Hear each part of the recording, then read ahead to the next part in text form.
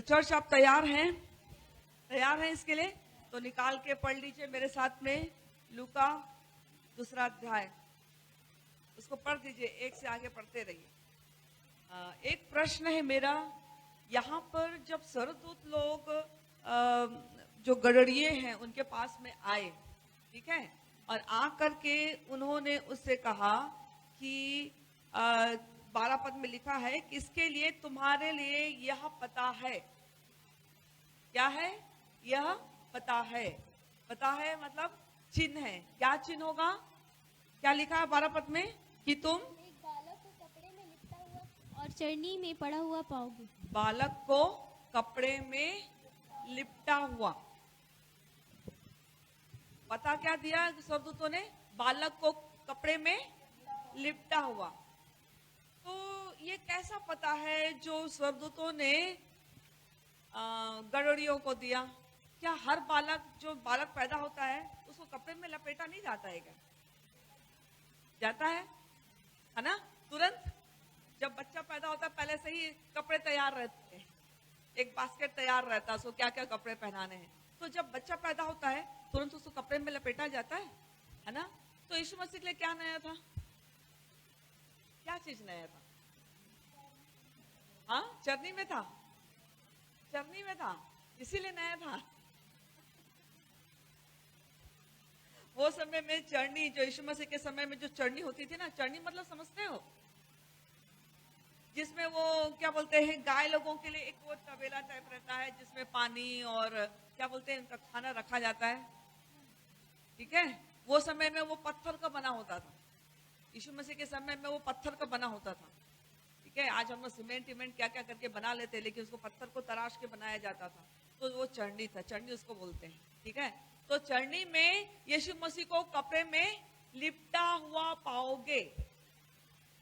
क्या चीज नया था? उन्होंने स्वतंत्र ने बोला नई बात है भाई, आपका चिन्ह होगा।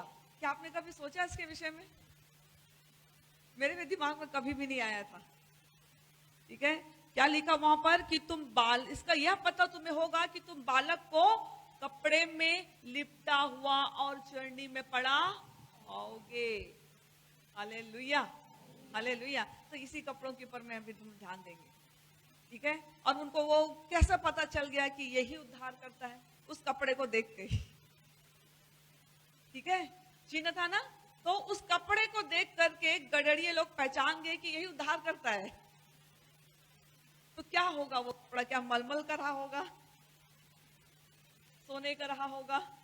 कैसा कपड़ा रहा होगा जिससे कि वो गडरिये पहचान गए कि क्या है ये? उद्धार करता जन्मा है, ठीक है। तो आइए हम लोग इस चीज के विषय में ध्यान देंगे, और यही कपड़ा हमको मध्यस्थी की प्रार्थना का अभिषेक में ले जाएगा। हालेलुया। यही कपड़ा हमको कहाँ लेके जाएगा? मध्यस्थी की प्रार्थना में। इसलिए ध्यान से सुनिए और इसको अपने जीवन में लागू करना है। वैसे भी तेल लगा के जब प्रार्थना करेंगे तो अभिषेक उतरेगा ही। तो आइए हम लोग इसके विषय में ध्यान देंगे। तो सबसे पहले तो ये निकाल के पढ़िए व्यवस्था विवरण 16 का 16 पद।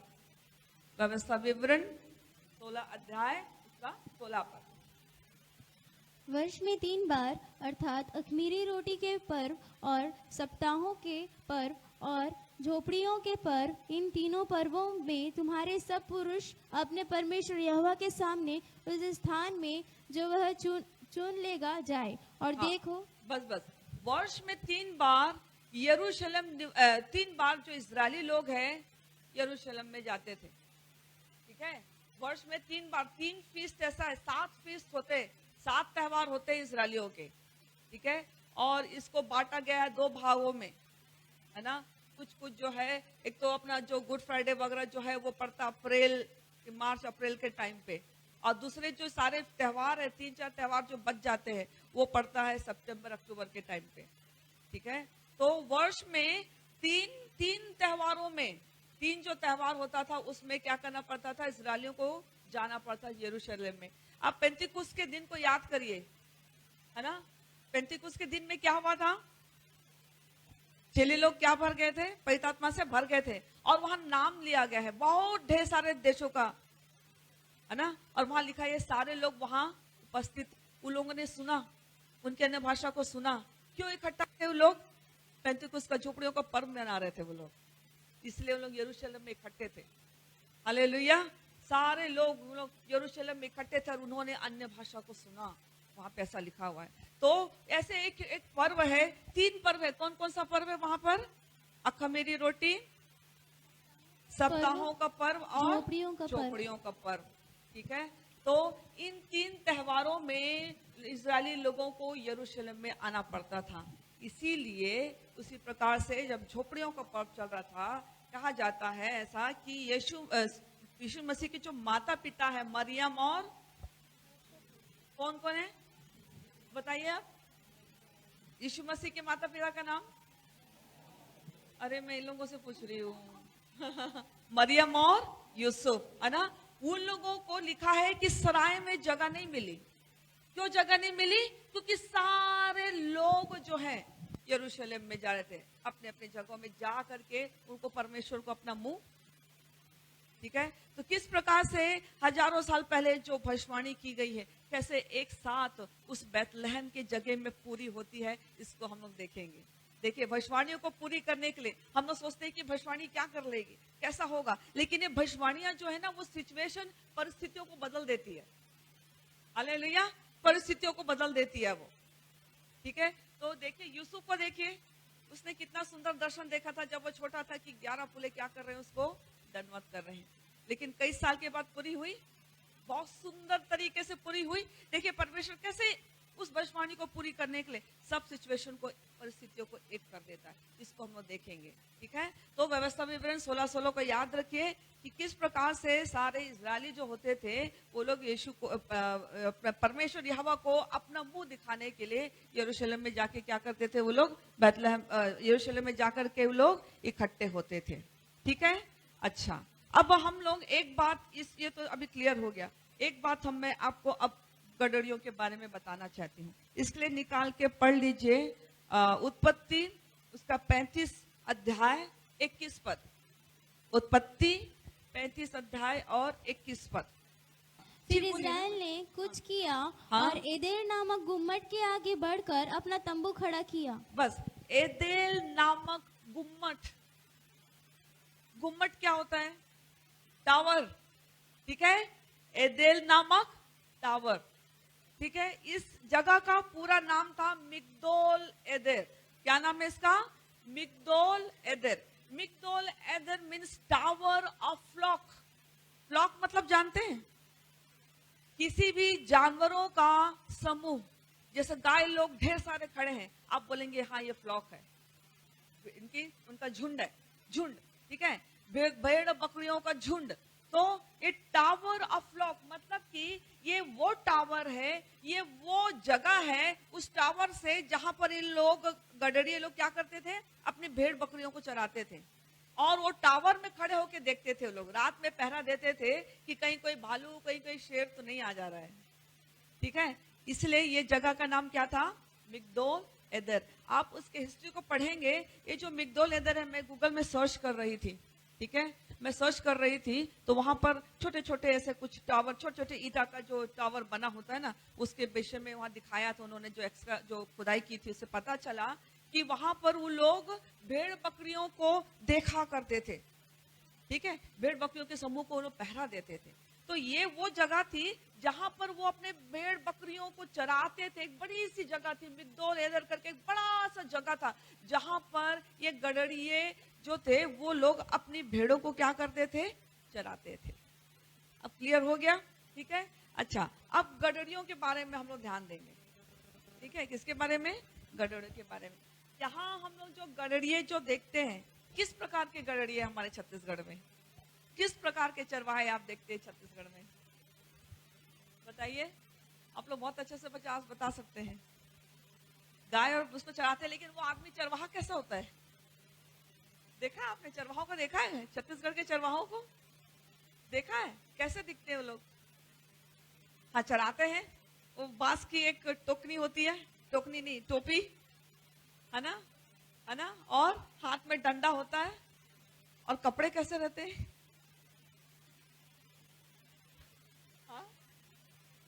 हाँ, पैंट, और कई कई लोग तो मैंने देखा है वो गमछा ही बस बांधे रहते हैं।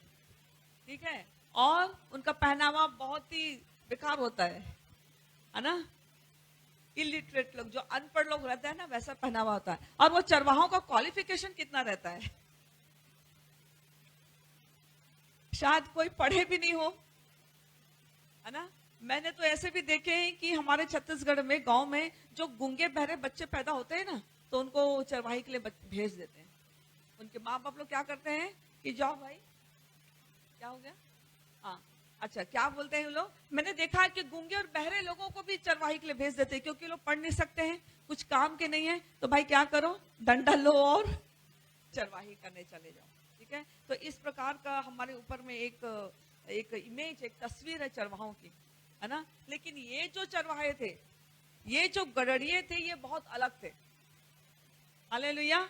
ठीक है, ये जो मिग्दोल एदर था, ये बिल्कुल बैतलहम में था। ये कहां पर था, ये बैतलहम में वो जगह है जहां पर ये लोग चराते थे भेड़ बकरियों को। तो ये जो गडरिये हैं, ये बिल्कुल अलग लोग हैं। ये समाज के बहुत ही प्रभावशाली पढ़े लिखे लोग थे। अब कैसे, ठीक है, पढ़े लिखे लोग, समाज के प्रभावशाली लोग क्या चरवाही कर सकते हैं, इसको हम लोग देखेंगे, है ना। तो ये जो गडरिये हैं, ये हमारे गडरियों से बहुत अलग है, हमारे चरवाहों से बहुत अलग है। ठीक है, अब मैं आपको ले जाना चाहती हूँ उस मिलाप वाले तंबू में, या सुलेमान के मंदिर में। सुलेमान के मंदिर में क्या होता था, क्या होता था, जो मंदिर था सुलेमान ने जो बनवाया था, क्या होता था वहां पर, बलिदान होता था, है ना। क्या होता था वहां पर, बलिदान, होम बलि, मेल बलि, पाप बलि, वो सब क्या करते थे, चढ़ाते थे। कौन लोग चढ़ाते थे, इजरायली लोग, याजक लोग, है ना। और याजक लोग कौन से ट्राइब के थे, कौन से गोत्र के थे, लेवी। कौन से गोत्र के थे, लेवी। और आरून और मूसा भी लेवी के गोत्र के थे, है कि नहीं। तो प्रभु ने क्या बोला था आरून के लिए और मूसा के लिए, कि उनके जो वंश है वो क्या करेंगे, आगे याजक का सेवा करेंगे। ठीक है, तो मान लीजिए मैं याजक हूं और आप लोगों को चलिए होम बलि या पाप बलि या थैंक्स गिविंग के लिए कुछ बलि आप लोगों को चढ़ाना है। ठीक है, तो आप किसके पास जाओगे, याजक के पास जाओगे। ठीक है, और क्या बोलोगे, मुझे बलि चढ़ाना है। तो बलि चढ़ाने के लिए बकरा या पिंडो क्या बोलते हैं, काफ, जो गाय का बच्चा होता है या भेड़ बकरी का जो बच्चा होता है, वो कहां से लाएंगे लोग, कहां से लाएंगे, है ना। याजक को प्रोवाइड करना होगा, क्योंकि उनके पास तो हजारों लोग आ रहे हैं बलि के लिए, है ना। तो क्या करेंगे, उन लोगों को देना पड़ेगा। जैसे आप आए भाई, आप सब लोग आज एक दिन में पहुंच गए मिलाप वाले तंबू में, और क्या करना है, याजक लोग के पास आप आएंगे कि मुझे पाप बलि चढ़ाना, मुझे होम बलि चढ़ाना है। तो लोग क्या करेंगे, आपके लिए बच्चा या कोई मेमना कुछ ऐसा प्रोवाइड करेंगे, ऐसा बकरी है या ऐसा भेड़ जिसमें कोई दोष नहीं है। ठीक है, तो वो लोग कहां से लाएंगे, कहां से लाएंगे, चाहिए ना उनको, भेड़ बकरियों का झुंड चाहिए, गायों का झुंड चाहिए।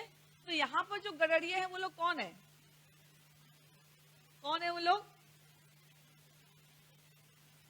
ये जो चरवाहे, यहाँ पर जो लिखा है कि गडरिये रात को इस टावर के पास में भेड़ों के उसमें अपने चरवाहे का उसका पहरा दे रहे थे। तो ये चरवाहे लोग एक्चुअली में थे कौन, कौन थे, याजक लोग थे। हालेलुया। कौन लोग थे ये लोग, याजक लोग थे, लेवी के गोत्र के प्रीस्ट लोग थे ये लोग, है ना। हमारे जैसे छत्तीसगढ़ी जैसे चरवाहे भेज देते वैसे नहीं थे वो लोग। ठीक है, अनएजुकेटेड और ऐसे लंगड़ा लूला बहरा कोई किसी को भी भेज देते, नहीं, ऐसा नहीं था। ये याजक लोग, ये लोग कौन थे, याजक। कौन लोग थे ये लोग, याजक। ये चरवाहे जो चरवाही कर रहे थे वो लोग कौन थे, याजक लोग थे। Hallelujah, hallelujah. क्योंकि इनको जो भी व्यक्ति आता था उनको ये क्या करना पड़ता था, भेड़ बकरियों को उनको देना पड़ता था। इसीलिए ये लोग जो थे इस काम को करते थे। समझ में आ गया, चरवाही कौन करते थे, याजक लोग करते थे। Praise the Lord. कौन से गोत्र के थे ये लोग, लेवियों के गोत्र के थे। ठीक है, अब उसके बाद में ये लेवियों के लिए परमेश्वर ने क्या क्या क्या किया था, नियम लगाए थे लेवियों के लिए, है ना। जैसे आज हम देखते हैं, जैसे पुलिस वाले हैं या आर्मी वाले हैं, जब वो लोग अपने घर में रहते हैं तो साधारण कपड़े में रहते हैं, लेकिन जब वो अपने ड्यूटी में जाते हैं तो वही कपड़ा पहनते हैं क्या? कपड़ा बदलता है उनका, है ना? पुलिस वालों का कपड़ा देखा आपने, है ना? जब वो ड्यूटी करते हैं तो वो पुलिस का कपड़ा पहनते हैं। आर्मी वाले क्या करते हैं? अपने आर्मी का कपड़ा पहनते हैं। डॉक्टरों का भी देखो तो एक क्या रहता है? कोट रहता है। नर्स लोगों का अलग ड्रेस रहता है ना? उसी प्रकार से परमेश्वर ने निर्गमन की किताब में मेरे ख्याल से 22वें अध्याय को मैं यदि बताऊं तो वहां पर उसको जाके पूरा पढ़िएगा, वो चैप्टर अभी मैं खुलवाना नहीं चाहती हूँ। उस जगह पे लिखा है कि परमेश्वर ने मूसा को आज्ञा दी कि हारून के लिए और जो याजक लोग थे उनके लिए एक स्पेशल ड्रेस बनाया जाए, है ना? जानते हैं आप लोग, स्पेशल ड्रेस बनाया जाए, है ना? ठीक है। तो वो लोग क्या करते थे? घर में तो साधारण रहते थे, लेकिन जब वो मिलाप वाले तंबू में आते थे तो उनके पास एक स्पेशल ड्रेस रहता था, ठीक है। और स्पेशल ड्रेस में क्या होता था उनके लिए? लिनन का, कॉटन का एक क्या करते थे? पूरा वो एक चोगा बना के रखते थे ऊपर से लेके नीचे तक। एक पटुका होता था, उनका एक टर्बन होता था, एक सिर में एक पगड़ी पहनते थे वो लोग। हालेलुया, ठीक है। इतनी सारी चीजें उनके पास, एक साधारण याजक के पास में रहती थी। पूरा एक लंबा चोगा, एक पटुका, एक पगड़ी, ये होता ही था। और महायाजक का तो और अलग ड्रेस था, ठीक है। उसके छाती में, उसके सीने में 12 गोत्रों के लिए अलग अलग स्टोन जो लगा था वो उसके उसमें छपा लगा रहता था। उसके क्या बोलना चाहिए, उसके छाती के जो उसके जो एक कपड़ा लगा रहता था, उसमें ये सारे स्टोन्स 12 स्टोन्स लगे रहते थे। बहुत सारी चीजें थी उसके पास में, ठीक है। तो उसका पहनावा अलग था, लेकिन जो याजक थे उनका एक अलग से एक वस्त्र था जो वो लोग पहनते थे। जब मिलाप वाले तंबू में जब जाते थे तो उस वस्त्र को पहनते थे। बलि जब करना है, यदि कुछ चढ़ाना है, कुछ भी इस पर जब उनको यहोवा की सेवा करना है तो वो समय में उनका जो ड्रेस था बिल्कुल अलग रहता था, ठीक है। तो ये जो लोग थे, ये लोग ड्रेस को बनवाते थे, पहनते थे, और पुराना हो जाने से उसको क्या करते थे? रख देते थे। आप में भी कपड़े पुराने होते हैं, कभी होते हैं ना? कपड़े पुराने होते हैं तो क्या करते हैं फिर? उसको भी झाड़न बना देते हैं, कभी कभी पोछा का बना देते हैं, कभी कभी चलो अच्छा है तो दे देते हैं लोगों को। हम लोग काट काट के रखे रहते हैं, काट काट के पोछा करने वाला झाड़न को हम लोग बना देते हैं, है ना? उसी प्रकार से ये याजक लोग भी अपने पुराने वस्त्रों को क्या करते थे? इकट्ठा करके अलग से रख देते थे, ठीक है। तो हम लोग ने देखा ये चरवाहे सबसे पहले कौन थे? याजक। साधारण लोग नहीं थे, लोग समाज के प्रभावशाली लोग थे। हर काम में आपको याजकों की मदद चाहिए, बिना याजक के कोई भी इजराइल में कोई काम नहीं होता, ठीक है। तो हम लोग ने देखा एक जगह थी जहां पर ये लोग चरवाही करते थे, चरवाहे याजक थे, उनके कपड़ों के बारे में भी हम लोग ने देख लिया, ठीक है। अच्छा, अब क्या होता है? जब पुराने जो कपड़े होते थे तो ये याजक लोग क्या करते थे? जब भी कोई बकरी या भेड़ या किस बच्चा होता था, तो ठीक है, तो वो नीचे गिर करके, वो बच्चा नीचे गिर करके, वो उसको चोट ना लगे करके वो एक कपड़े का इस्तेमाल करते थे, बीच में ही छोक लेते थे। क्यों? क्योंकि यदि वो गिरेगा और बच्चे को यदि चोट लग जाएगी तो फिर वो सैक्रिफाइस के लिए, बलि के लिए यूज नहीं किया जा सकता। क्योंकि बलि के लिए कैसा बच्चा चाहिए उनको? निर्दोष, एकदम निर्दोष जानवर का बच्चा चाहिए, जिसमें कोई भी दाग धब्बा नहीं है ना? तो क्या करते थे वो लोग? वो कपड़े को यूज करके क्या करते थे? वो बच्चे को बीच में पकड़ लेते थे, ठीक है। जैसा बच्चा होता था उसको पकड़ लेते थे। तो ये लोग डिलीवरी लेते थे इसकी, जानवरों की, ठीक है। और उनके लिए कौन सा कपड़ा इस्तेमाल होता था? कौन सा कपड़ा? याजक का कपड़ा, पुराना कपड़ा। हालेलुया। अब सोच लीजिए कि ये याजक लोग पूरा तोरा जानते हैं, ठीक है। ये साधारण चरवाहे नहीं थे, मैंने कहा ये बहुत प्रभावशाली लोग थे, बहुत इंटेलेक्चुअल, बहुत ब्रिलियंट लोग थे ये लोग, है ना? तो ये साधारण लोग नहीं थे, इनको पूरा वचन मालूम था, पूरा वचन पढ़े हुए लोग थे, उस पर चलने वाले लोग थे ये लोग, ठीक है। और उनको यीशु मसीह आएगा करके उनको भविष्यवाणियां मालूम थी। मीका 5:2 में क्या लिखा है? हे बैतलहम एप्राता, यदि तू ऐसा छोटा है कि यहूदा के हजारों में गिना नहीं जाता, तो भी तुझ में से मेरे लिए एक पुरुष निकलेगा जो इजरायलियों में प्रभुता करने वाला होगा, और उसका निकलना प्राचीन काल से वरन अनादिकाल से होता आया है। कहां पर यीशु मसीह का जन्म होने वाला था? बैतलहम में, ठीक है। और ये जो जगह कहाँ थी जहाँ चरवाहे लोग वो कर रहे थे, चरवाही कर रहे थे, कौन सी जगह थी? बैतलहम ही था, दूर नहीं था वो, ठीक है, ज्यादा दूर वो नहीं था, बैतलहम में ही वो लोग चरवाही कर रहे थे। वो जगह जो है वो बैतलहम के अंदर में आता है, या बोलिए बैतलहम ही था वो, ठीक है। अब यहाँ पर हमने देख लिया कि वो लोग कौन से कपड़े में बच्चों को रैप करते थे, याजकीय कपड़ों में, ठीक है। क्यों? क्योंकि वो किसके लिए यूज होने वाला था? बलिदान के लिए। तो देखिए कई सौ साल से वो लोग क्या कर रहे थे, बच्चों को, जानवर के बच्चों को उस कपड़ों में क्या करते थे, लेते थे, किस लिए? ताकि वो बलि के लिए इस्तेमाल आ सके, ठीक है। इतना क्लियर हो गया है ना, इतना क्लियर हो गया। अच्छा, अब आगे हम लोग पढ़ेंगे कि यीशु मसीह के माँ बाप को सराय में जगह नहीं मिली। कहां पर उन लोग आके टिक गए? गौशाले में, है ना। कहां पर आके टिक गए? अरे गौशाले में कौन थे? चरवाहे थे। तो चरवाहे कौन थे? याजक लोग थे। हालेलुया। आप देख रहे हैं सारी भविष्यवाणियां कैसे सडनली अचानक आकर के लोग नहीं देखे, उनको सराय में जगह नहीं मिली, उनको उस गौशाले में आना बहुत जरूरी था, ठीक है। गौशाले में आना बहुत जरूरी था क्योंकि भविष्यवाणियां पूरी होनी थी। हालेलुया। तो उस समय इतनी भीड़ थी कि उनको सराय में जगह नहीं मिली, ले दे के उनको गौशाले में जगह मिल गई। और वो गौशाले में कौन थे? याजक लोग। Hallelujah, hallelujah. तो यीशु मसीह का जन्म कहां पर हुआ? एक गौशाले में। और वहां पर लिखा है कि जब मरियम के जन्ने के दिन पूरे हुए, जब उसको लेबर पेन होने लगा, तो यूसुफ दौड़ा होगा, अरे कहीं से मुझे कपड़े मिल जाए, है ना, पानी मिल जाए, कपड़े मिल जाए। तो किसके पास गया होगा वो? याजकों के पास में, है ना। वो बोला होगा मुझे कुछ कपड़े चाहिए। तो कौन से कपड़े दिए होंगे उन्होंने? कौन से कपड़े? याजकों के कपड़े। हालेलुया, है ना। पढ़िए फिर से 12 पद को, क्या लिखा है वहां पर, लूका 2:12 को। इसका तुम्हारे लिए यह पता है हाँ? कि तुम एक बालक को कपड़े में लिपटा हुआ हाँ? और चरनी में पड़ा हुआ पाओगे। ठीक है, बस स्वर्गदूतों ने क्या उनको पता दिया? कि तुम उस बालक को कपड़े में लिपटा हुआ। तो हमारे नजर में साधारण हम सोचते हैं तो क्या लगता है? एक साधारण कपड़ा आता है। लेकिन जब उन स्वर्गदूतों ने जब उन गडरियों को जब उन्होंने कहा कि तुम कपड़े में लिपटा हुआ पाओगे, तो कौन सा कपड़ा उनके दिमाग में था? याजकीय कपड़ा। उनको मालूम था कि स्वर्गदूत उनको क्या पता दे रहे हैं कि वो कपड़ा कैसा होगा? एक याजकीय कपड़ा होगा। ये उनके लिए चिन्ह था। हालेलुया। ये उनके लिए चिन्ह था कि वो जो बालक होगा, जो उद्धार करता होगा, वो याजकीय कपड़ों में लिपटा होगा। यही तुम्हारे लिए पता है। हालेलुया। तो जब उनको स्वर्गदूतों ने बताया कि अरे तुम्हारे लिए एक बड़ी खुशखबरी है। बड़ी खुशखबरी क्यों है उनके लिए? क्यों खुशखबरी है? बड़ी, तुम्हारे लिए एक बड़ा सुसमाचार है। क्यों? क्योंकि उद्धारकर्ता जन्मा है ना।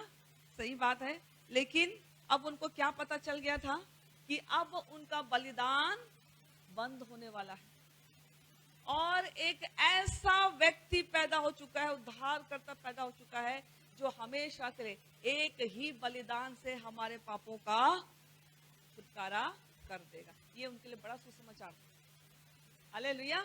उनके लिए बहुत बड़ी खुशखबरी थी, क्योंकि उनका जो मेहनत था, जो लेबर्स वो लोग करते थे, वो अब बलिदान जो है, अब वो उसकी प्रक्रिया समाप्त होने वाली थी। हालेलुया। इसीलिए स्वर्गदूतों ने कहा तुम्हारे लिए बड़ा सुसमाचार है, ठीक है। तो स्वर्गदूत लोग साधारण लोगों के पास में नहीं गए थे। हम लोग सब सोचते हैं एक गडरियों के पास क्यों चले गए थे? स्वर्गदूत लोग उन्हीं लोग मिले, है ना, याजकों के। लेकिन अब जब हम देखते हैं कि वो कौन थे, वो लोग याजक लोग थे। हालेलुया।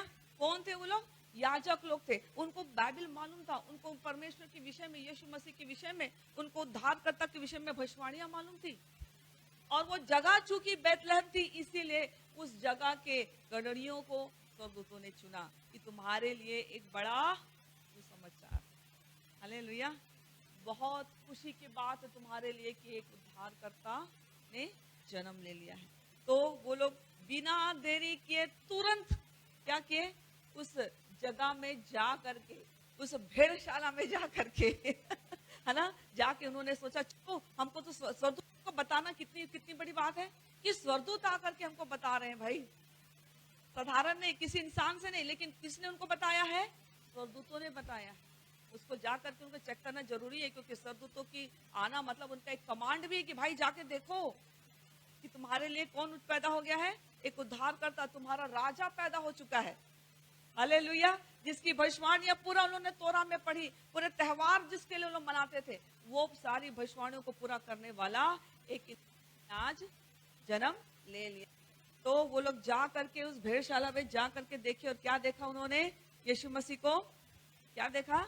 याजकीय कपड़ों में लिपटा हुआ पाया। देखे किस प्रकार से सारी भविष्यवाणियां पूरी हो रही है एक साथ, है ना? और क्या किया? जब उन्होंने याजकीय वस्त्रों में उसे देख लिया, उनको समझ में आ गया कि यही हमारा उद्धार करता है, क्योंकि आज तक उन्होंने जानवरों को ही उस याजकीय वस्त्र में देखा था लपेटते हुए, लेकिन आज एक सचमुच में एक इंसान, एक मनुष्य के पुत्र को उन्होंने उस याजकीय कपड़ों में लपटा हुआ देखा। हालेलुया। और वहां से उनको पता चल गया कि यही व्यक्ति है जो उद्धार करता है, और वो हमारे पापों के लिए मारा जाएगा। Praise the Lord. तो यीशु मसीह का जो जन्म है, ठीक है, सारी भविष्यवाणियों को पूरा करने वाला जन्म है। हम केवल उसके जन्म की खुशी में हम मनाते तो हैं क्रिसमस को, लेकिन उसका असली अर्थ क्या है? कि एक महायाजक पैदा हो चुका है। इब्रानियों 3 उसका पहले पद को पढ़िए। इब्रानी 3 उसका 1 पद।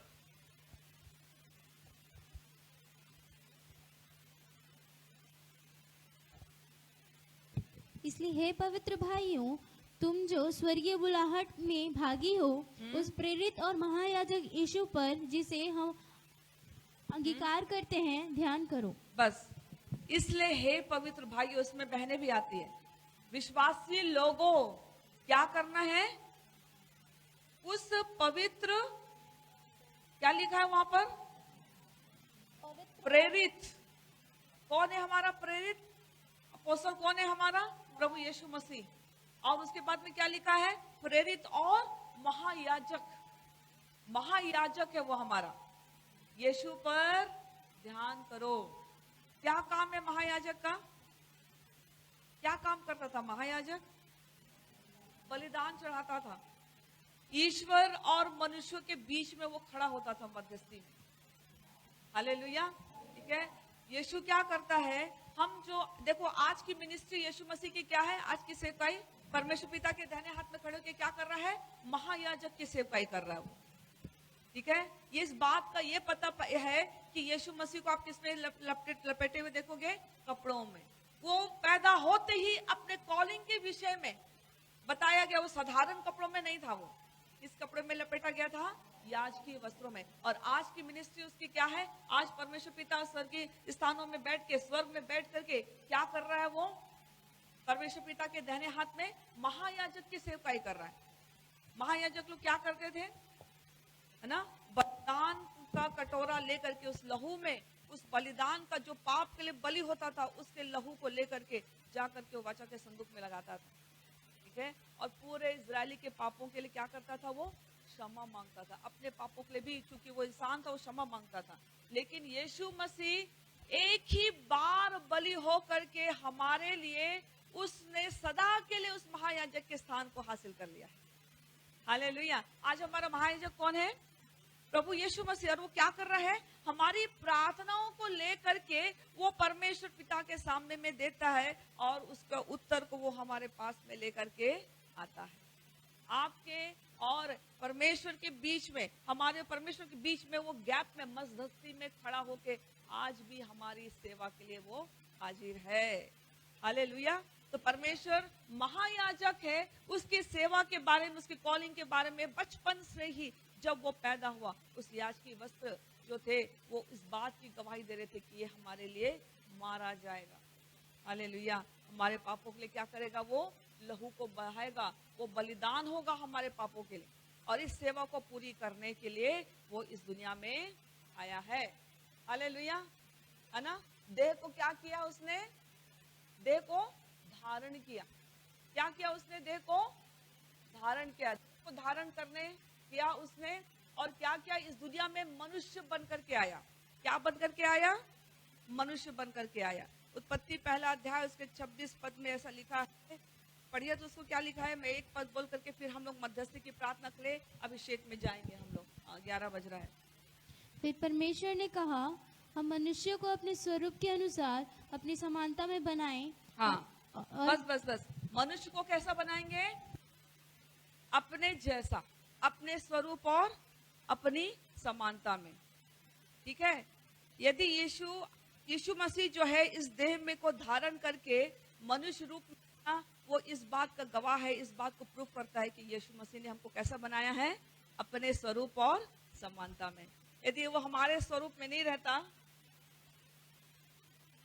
है ना, तो जैसे दूसरे अवतारों के बारे में बात करते हैं, कैसे कैसे रहते हैं अवतार इस दुनिया में, देखे? हाँ, मैंने सोचती क्योंकि कोई भी मनुष्य के रूप का है। जानते हैं, मैं सोचती बोलने की जरूरत नहीं है। जानते हैं कैसे कैसे अवतार हुए हैं, है ना, उनकी कहानियां देखे? नहीं, इसमें कोई सच्चाई नहीं है। हालेलुया। यीशु मसीह ही सच्चा अवतरित परमेश्वर है। और उस बाइबल प्रूफ करती है कि उसने हमको कैसा बनाया? अपने स्वरूप में। और इसीलिए मनुष्य का रूप यीशु मसीह ने धारण किया। इस बात का प्रूफ है। हालेलुया। तो इसलिए दूसरे अवतारों की आराधना ना करें। हालेलुया। सिर्फ और सिर्फ यीशु मसीह ही सच्चा परमेश्वर है। इस बात का सबूत बाइबल में दिया है। इस बात का सबूत उसका क्रिएशन है, उसकी सृष्टि है कि उसने हमको कैसा पैदा किया है? अपने स्वरूप और समानता में। और आज भी वो आपके लिए और मेरे लिए प्रार्थना कर रहा है। आपकी प्रार्थना बहुत ज्यादा विशेष है। आप जब घुटने टेकते हैं, आप बहुत विशेष है, क्योंकि आप भी याजक के पद की सेवा दे रहे हैं। हम याजकों का समाज है। जब आप प्रार्थना करते हैं, आप मध्यस्थी की प्रार्थना में यीशु मसीह के साथ सहायक हैं और उसके साथ में आप प्रार्थना करते हैं। हालेलुया। उसकी समानता में आ जाते हैं और आप उसके साथ में रह के प्रार्थना करते हैं। और उसने यीशु के नाम से हमको अधिकार दिया है कि हम जो प्रार्थना करेंगे वो स्वीकृत होगी यीशु के नाम से। हालेलुया। उस अवतार का नाम क्या दिया गया था? यीशु मसीहा, है ना, जो मनुष्य का रूप लेकर के, देह को धारण करके, अवतार लेकर के इस दुनिया में हमारे पापों के लिए मारा गया, गाड़ा गया, तीसरे दिन जी उठा। उसका नाम क्या है? यीशु मसीहा। और उस नाम से उसने हमको अधिकार दिया है कि इस नाम से जो कुछ तुम मांगोगे वो तुम्हारे लिए हो जाएगा। हालेलुया। तो मेरे याजकों का समाज, क्या आप तैयार हो? तैयार हो मध्यस्थी की प्रार्थना करने के लिए? जब आप घुटने में रहते हैं, यीशु मसीह की समानता में आकर के आप उसके याजक के जो सेवा है उसकी, महायाजक की, उसके साथ आप कोऑपरेट करते हो। हालेलुया। इस दुनिया में उसने कई याजकों को उसने पैदा किया। अपने धर्मी होने से, अपने जीवित होने के कारण उसने हमको ये सेवा प्रदान कर दी है। हालेलुया। और जो ये सेवा करता है वो एक महान सेवा है। प्रार्थना करना बेकार की बात या ऐसी टाइम वेस्ट या दिखावा वाली बात नहीं है। प्रार्थना करना बहुत ही महान सेवा है। हालेलुया। आप परमेश्वर प्रभु यीशु मसीह की सेवा कर रहे हैं, उसकी समानता में आते हैं, साथ ही साथ आप अपने देश के लिए, अपने चर्च के लिए, अपने परिवार के लिए एक बहुत बड़ी सेवा प्रदान कर रहे हैं। इसलिए प्रार्थना को नेग्लेक्ट नहीं करना है। कैसी प्रार्थना करना है कि प्रभु मुझे फ्रिज दे, टीवी दे, ये दे, वो दे? नहीं। कैसी प्रार्थना करना है? गैप में खड़े होना है, मध्यस्थ, मध्य में खड़े होना है। हालेलुया। कैसे प्रार्थना करना है? सोल विनिंग के लिए, आत्माओं को जीतने के लिए आपको प्रार्थना करना है। ठीक है। और इसी सेवा को परमेश्वर जो है आज स्वर्ग से अपनी अग्नि को, अपनी आग, अपने आत्मा को, अपने अभिषेक से आपको मसा करना चाहता है, ताकि जब भी आप घुटने टेके, हालेलुया, हालेलुया, तो उस याजक की सेवकाई में आप आ जाए। Praise the Lord. बहुत सारी आत्माओं को जीतने वाला बन सकते हैं आप। हालेलुया। तो क्या पता था कि हम उस बालक को चरनी में पड़ा हुआ और कपड़े में लपेटा हुआ पाएंगे। वो साधारण कपड़ा नहीं था। कैसा कपड़ा था वो? याजकीय कपड़ा। और ये जो है, ये जो समानता में, इस समानता में परमेश्वर आपको लेके जाना चाहता, ताकि जब आप घुटने टेके तो वो प्रार्थना आपकी स्टार्ट हो जाए। हालेलुया। तो आज से, आज एक साधारण प्रार्थना नहीं होगी आपकी। मैंने कहा अन्य भाषा में प्रार्थना जरूर करिए, ठीक है। तो ये प्रार्थना साधारण नहीं होने वाली है। आपकी जो प्रार्थना है देशों को बदलने वाली प्रार्थना है। आपकी प्रार्थना जो है वो बंधनों को तोड़ने वाली प्रार्थना है। आपको याद रखना है कि हमारा भारत देश एक श्रापित देशों में गिनती किया जा सकता है, ठीक है, जहां पर हम यीशु मसीह को छोड़ करके हम क्या करते हैं, शैतानों की या अंधकार की शक्तियों की आराधना करते हैं, ठीक है। तो हमको क्या करना है ये समय में, उस याजक की सेवकाई के लिए तैयार हो जाना है। Praise the Lord. बहुत ज्यादा समय मैंने लूंगी, आइए हम लोग प्रार्थना में चलते हैं।